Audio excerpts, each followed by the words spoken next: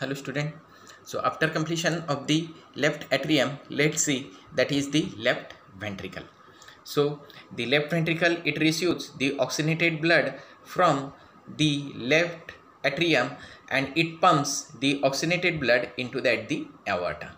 Okay? It forming most of the part of the apex of the heart. Apart from it, it should be form the part of the sternocostal surface, the left border, the left surface and the left two-third part of the diaphragmatic surface of the heart. So let's see the details of the left ventricle. So here the left ventricle, in Ayurveda it is called the Vam Nilai. So the left ventricle, it receives the oxygenated blood from the left atrium and it pumps that the oxygenated blood into the aorta. Okay?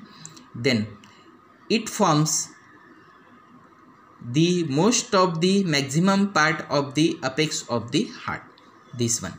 So in the another diagram you can see that is the heart and this is the apex of the heart. So here you can see that is the left ventricle. So this left ventricle, it form the part of the apex of the heart. Then also forming the part of the sternocostal surface. So that is the anterior surface called the sternocostal surface. So most of the part of sternocostal surface, it should be formed. Then maximum part of the left border, it is formed by the left ventricle, this one. Then the left surface, that is the left surface of the heart, it is also formed by the left ventricle and the left two-third part of the diaphragmatic surface, means that is the inferior surface, and the posterior surface, that should be formed by the left ventricle. Then the features of the left ventricle. So the externally it should be formed, the left ventricle, it should be formed the three surfaces.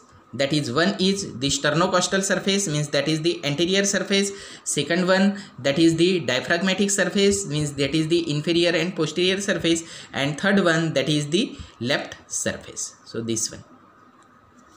Then the interior of the left ventricle. So here in this diagram you can see that is the interior of the left ventricle. So interior of left ventricle, it is divisible into two parts. That is the lower rough part, this one you can see, that is the lower rough part, it is called the trabeculae corni, and the upper smooth part, it is called the aortic vestibule, this one. And this aortic vestibule, it gives the origin of the ascending aorta. So here you can see.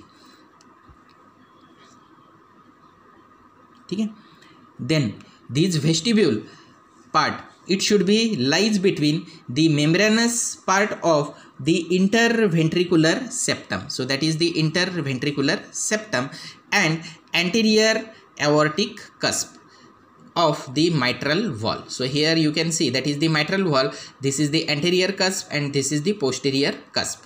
So that is the vestibule, it should be, means this part that should be present between the membranous part of the interventricular septum and the cusp of, that is the anterior cusp of the mitral wall. So this area, it is called the aortic vestibule. Then the interior of the ventricle, it shows the two orifices. Okay?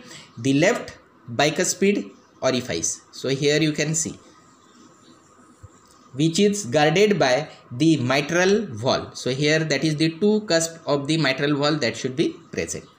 And second one, that is the aortic orifice, which is guarded by the aortic wall. So here you can see that is the aortic wall, which is the semilunar wall.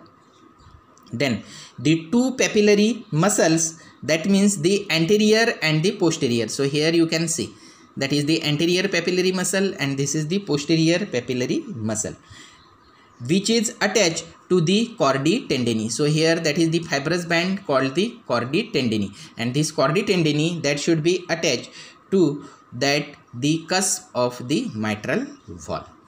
Okay?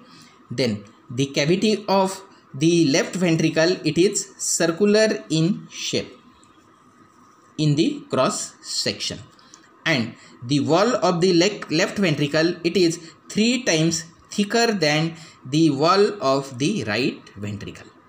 Okay, so these are the features of the left ventricle.